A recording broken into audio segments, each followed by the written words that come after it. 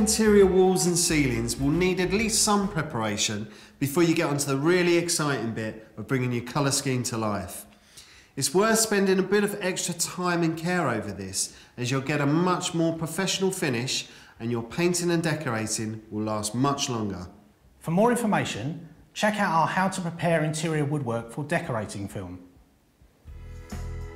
In this film, we're going to show you how to properly prepare 3 typical surfaces ready for painting or wallpapering. This recently plastered wall, this previously painted wall with a few cracks and holes, then this previously wallpapered wall. All the principles we're going to show should be the same for ceilings, should you need to do any work on them, but it's generally the walls that have the most damage from everyday life. Now, whatever the surfaces you're preparing, the principles are always the same.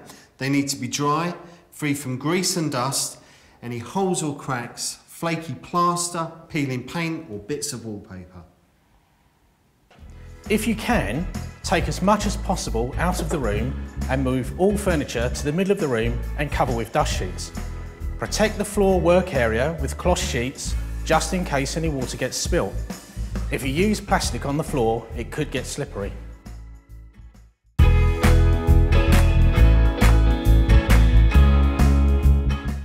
This is a newly plastered wall, which is probably the easiest surface to paint onto.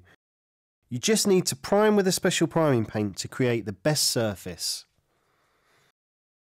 Allow all bare plaster or new plaster to dry out completely before decorating.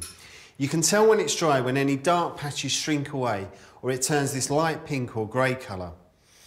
Now, all new plaster will need priming, and priming is essentially a foundation coat so that all top coats of paint can adhere to it much better.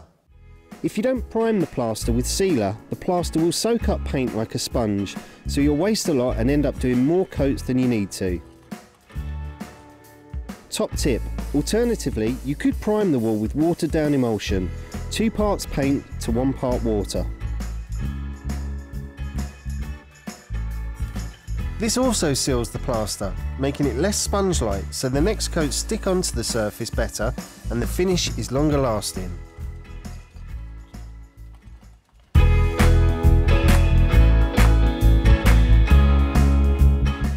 Walls that have already been painted are fairly easy to prepare for new paint, but it's worth doing a few things first to help with that professional longer lasting finish.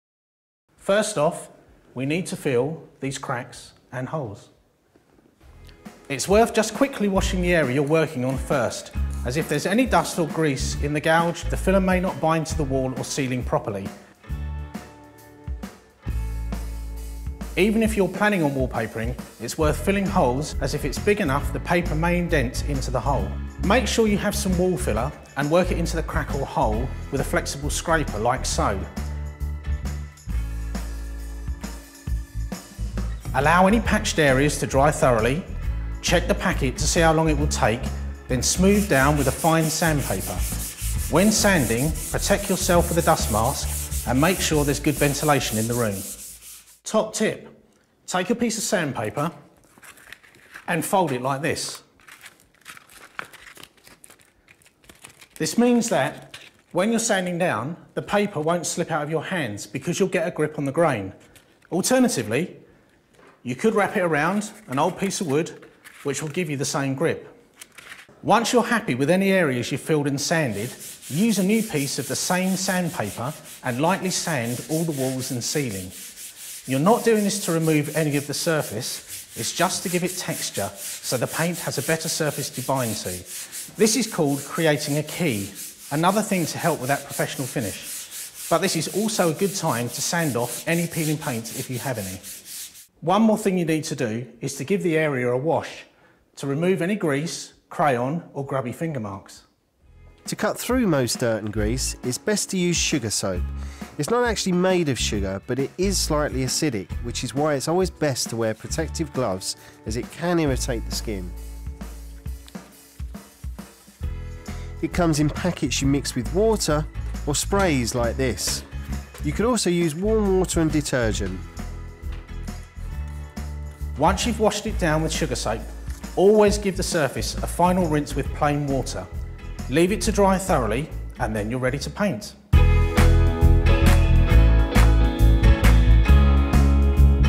Wallpapered surfaces take a little more work because you should remove wallpaper to get back to the original plaster. Now you can paint over wallpaper, but you may not get the best result, and you must make sure that it's always stuck down firmly. We're going to show you how to remove this old wallpaper, prepare the wall ready for painting.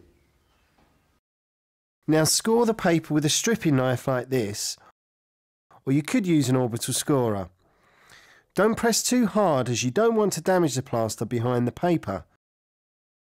Then soak the wallpaper with a sponge and hot water as it will make it much easier to remove. Wet a few metres at a time and leave it to soak in for say 5 minutes. Slide your wide stripping knife into a seam and the paper should come off in fairly large sections. Just repeat this process until you've removed the paper. However, if your wallpaper is proving really stubborn to remove, even after a long soak, there are a couple of options. Firstly, wallpaper stripper solution. This works by breaking down the wallpaper paste on the back of the paper. You still need to read the instructions on the back of the bottle, but essentially you still score the wall, soak with the solution, leave for a little while and then strip off with the knife. Secondly, you could try a steam stripper. You can buy these in your local store. As always, please read the instruction.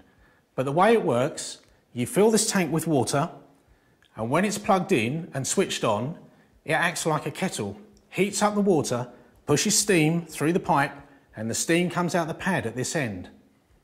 So just hold the pad at the bottom of the length of wallpaper for a minute or so until the paper appears damp. Move the pad up to the next section whilst you use your stripping knife to remove the steam paper below. Repeat this process until all the paper is removed. Make sure you protect yourself from the steam with gloves and maybe a long-sleeved shirt. Do not leave the steamer in one place for too long, as this can cause the plaster to blister. Be careful when steaming around electrical outlets, switches and wood trim. Use a step ladder when working above chest height, so hot water does not run down your arm. Once you have the bulk of the paper off, you may still be left with these little bits of paste and paper tufts on the wall. You really need to get them off by using the stripping knife. You might occasionally get a really extra stubborn bit, so you can use a bit of sandpaper to help get rid of it. Almost there. Now use a new piece of the same sandpaper and lightly sand all the walls. You're not doing this to remove any of the surface, it's just to give it texture so the paint sticks better. When sanding, protect yourself with a dust mask and make sure there's good ventilation in the room. One more thing you need to do is to give the area a wash to remove any grease, crayon or grubby finger marks.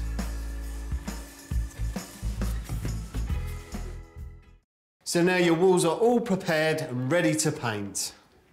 For more ideas and know-how, check out more of our films or go to DIY.com or pop into your local store.